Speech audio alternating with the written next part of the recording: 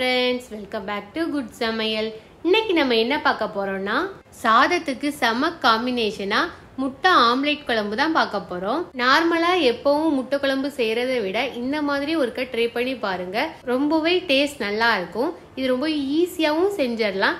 வாங்க எப்படி செய்யலாம்னு பார்க்கலாம். ஒரு மிக்ஸி ஜார்ல 3/4 கப் தேங்காய், 1/2 டீஸ்பூன் ஜீரகம், 1/2 டீஸ்பூன் முழு நல்ல மிளகு, 1/2 டீஸ்பூன் பெருஞ்சீரகத்தையும் சேர்த்து ஒருக்கா அரைச்சிக்கலாம். இதுலயே கொஞ்சம் தண்ணி ஊத்தி நல்ல பேஸ்டா அரைச்சி எடுத்துக்கோங்க. இந்த தேங்காய் பேஸ்ட ஒரு ஓரமா வச்சிடலாம். ஆம்லெட் செய்யறதுக்கு 3 முட்டை,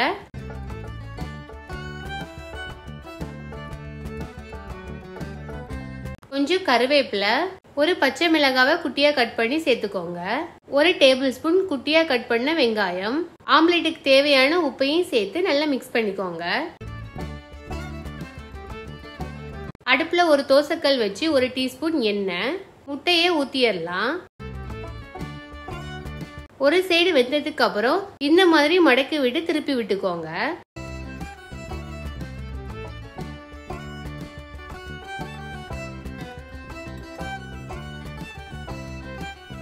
ஆம்லெட் நல்லா வெந்துடுச்சு. மீதி இருக்க முட்டையிலையும் ஆம்லெட் செஞ்சுக்கலாம்.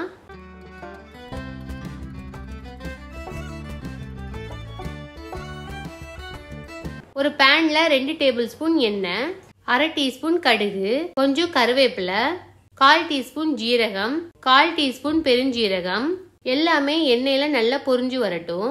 5 பல் பூண்டை குட்டியா கட் பண்ணி சேர்த்துக்கோங்க. ஒரு பெரிய சைஸ் வெங்காயத்தை குட்டியா கட் பண்ணி சேர்த்துக்கலாம்.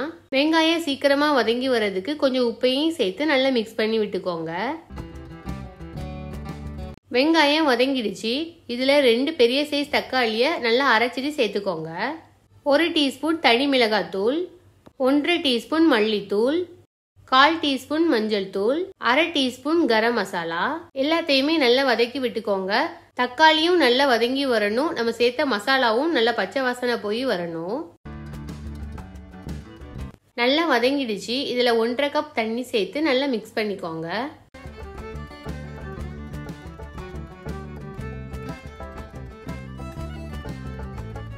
இது நல்ல கொதி வந்திருக்கு. இதை மீடியம் ஃப்ளேம்ல வச்சிருங்க. இதுல இருக்க எண்ணெயெல்லாம் பிரிஞ்சு வரட்டும்.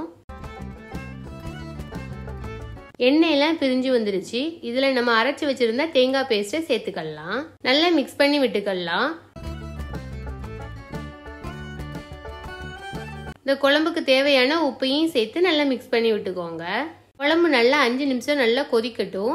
அதுக்கப்புறம் நம்ம முட்டையை சேர்த்துக்கலாம்.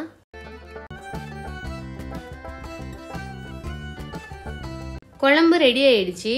நம்ம ரெடி பண்ணி வச்சிருந்த ஆம்லெட்டை சேர்த்துக்கலாம். குழம்பு லைட்டா மிக்ஸ் பண்ணி விட்டுக்கலாம். அடுப்பை லோ ஃப்ளேம்ல வச்சுட்டு ஒரு மூடி போட்டு ஒரு 5 மினிட்ஸ் வச்சுக்கோங்க.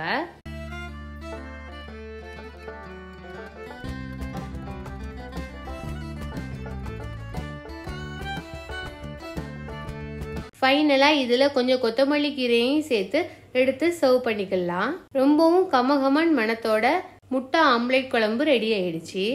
நீங்களும் இந்த மாதிரி செஞ்சு பார்த்து கமெண்ட் பண்ணுங்க. இந்த வீடியோ பிடிச்சிருந்ததுன்னா லைக் பண்ணுங்க, ஷேர் பண்ணுங்க, சப்ஸ்கிரைப் பண்ணுங்க.